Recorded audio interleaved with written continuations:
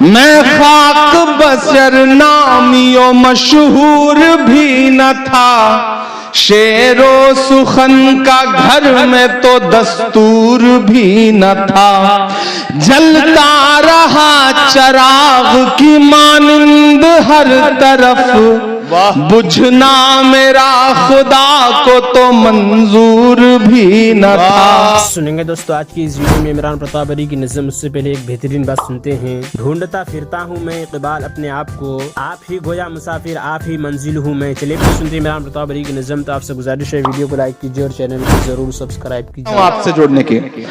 میں خاک بسر نامی و مشہور بھی نہ تھا، میں خاک بشر نامی و مشہور بھی نہ تھا، شعر و سخن کا گھر میں تو دستور بھی نہ تھا، میں خاک بشر نامی و مشہور بھی نہ تھا، شعر و سخن کا گھر میں تو دستور بھی نہ تھا، جلتا رہا چراغ کی مانند ہر طرف، بجھنا میرا خدا کو تو منظور بھی نہ تھا، اس نے کسی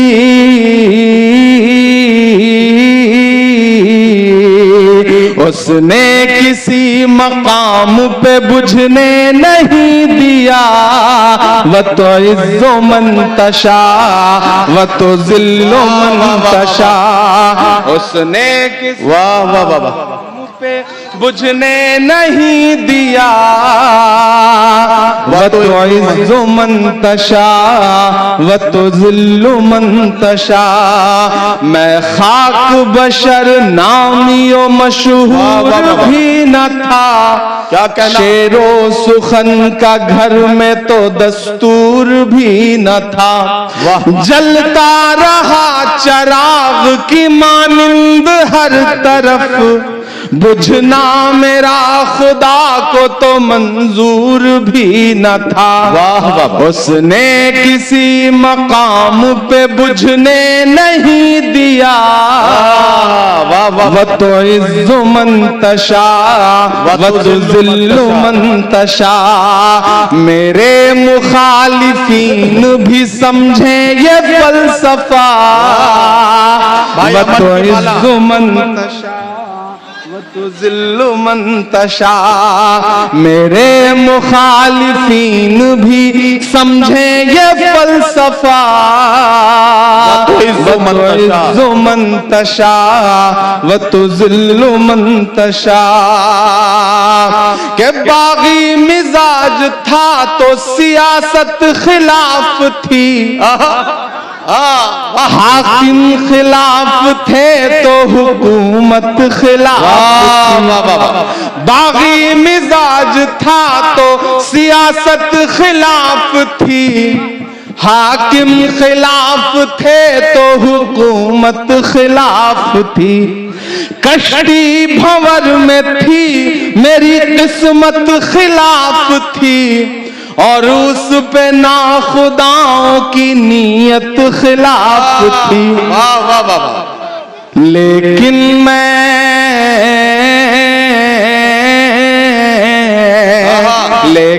میں چیخ چیخ کے سچ بولتا رہا، وَتُعِزُّ مَن تَشَاءُ وَتُذِلُّ مَن تَشَاءُ، میرے مخالفین بھی سمجھیں یہ فلسفہ، وَتُعِزُّ مَن تَشَاءُ وَتُذِلُّ مَن تَشَاءُ، اس نے کسی مقام پہ بجھنے نہیں دیا،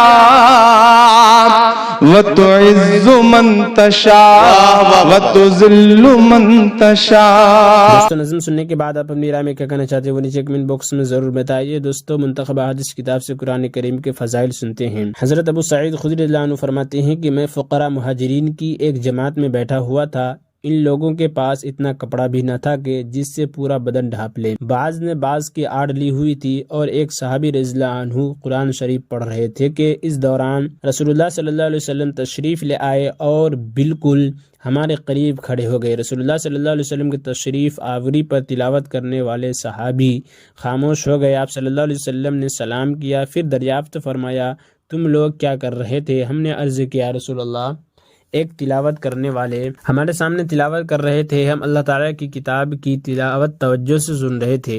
رسول اللہ صلی اللہ علیہ وسلم نے ارشاد فرمایا تمام تعریفیں اللہ تعالیٰ کے لیے ہے جنہوں نے میری امت میں ایسے لوگ بنائے ہیں کہ ان میں مجھے ٹھہرنے کا حکم دیا گیا۔ اس کے بعد رسول اللہ صلی اللہ علیہ وسلم ہمارے درمیان بیٹھ گئے تاکہ سب کے برابر رہیں، کسی کے قریب کسی سے دور نہ ہوں۔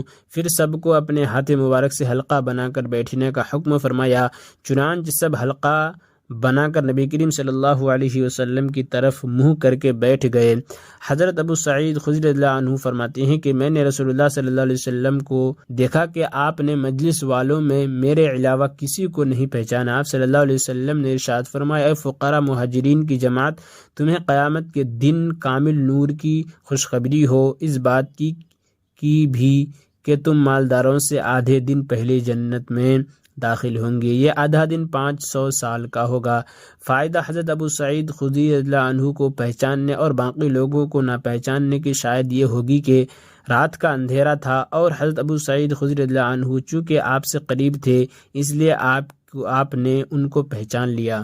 حضرت ابو ہریرہ روایت کرتے ہیں کہ نبی کریم صلی اللہ علیہ وسلم نے ارشاد فرمایا صاحب قرآن قیامت کے دن اللہ تعالیٰ کے دربار میں آئے گا تو قرآن شریف اللہ تعالیٰ سے عرض کرے گا اس کو جوڑا عطا فرمائیے، اللہ تعالیٰ کی طرف سے اس کو کرامت کا تاج پہنایا جائے گا۔ وہ درخواست کرے گا اے میرے رب اور پہنائیے، تو اللہ تعالیٰ کی طرف سے اکرام کا پورا جوڑا پہنایا جائے گا۔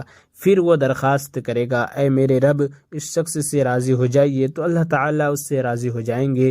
پھر اس سے کہا جائے گا قرآن شریف پڑھتا جا اور جنت کے درجوں پر چڑھتا جا، اور اس کے لیے ہر آیت کے بدلہ میں ایک نیکی بڑھا دی جائے گی۔ حضرت ابو موسیٰ رضی اللہ عنہ روایت کرتے ہیں کہ رسول اللہ صلی اللہ علیہ وسلم نے ان سے ارشاد فرمایا اگر تم مجھے گزشتہ رات دیکھ لیتے جب میں تمہارا قرآن توجہ سے سن رہا تھا تو یقیناً خوش ہوتے۔ تم کو حضرت داؤد علیہ السلام کی خص الحافی سے حصہ ملا۔ حضرت بریدہ رضی اللہ عنہ فرماتے ہیں کہ میں نے رسول اللہ صلی اللہ علیہ وسلم کو ارشاد فرماتے ہوئے سنا قیامت کے دن جس وقت قرآن والا اپنی قبر سے نکلے گا تو قرآن اس سے اس حال میں ملے گا جیسے کمزوری کی وجہ سے رنگ بدلا ہوا آدمی ہو، اور صاحب قرآن سے پوچھے گا کیا تم مجھے پہچانتے ہو؟ وہ کہے گا میں تمہیں نہیں پہچانتا۔ قرآن دوبارہ پوچھے گا کیا تم مجھے پہچانتے ہو؟ وہ کہے گا میں تمہیں نہیں پہچانتا۔ قرآن کہے گا میں تمہارا ساتھی قرآن ہوں جس نے تمہیں سخت گرمی کی دوپہر میں پیاسا رکھا اور رات کو جگایا، یعنی قرآن کے حکم پر عمل کی وجہ سے تم نے دن میں روزہ رکھا اور رات میں قرآن کی تلاوت کی۔ ہر تاجر اپنی تجارت سے نفع حاصل کرنا چاہتا ہے اور آج تم اپنی تجارت سے سب سے زیادہ نفع حاصل کرنے والے ہو۔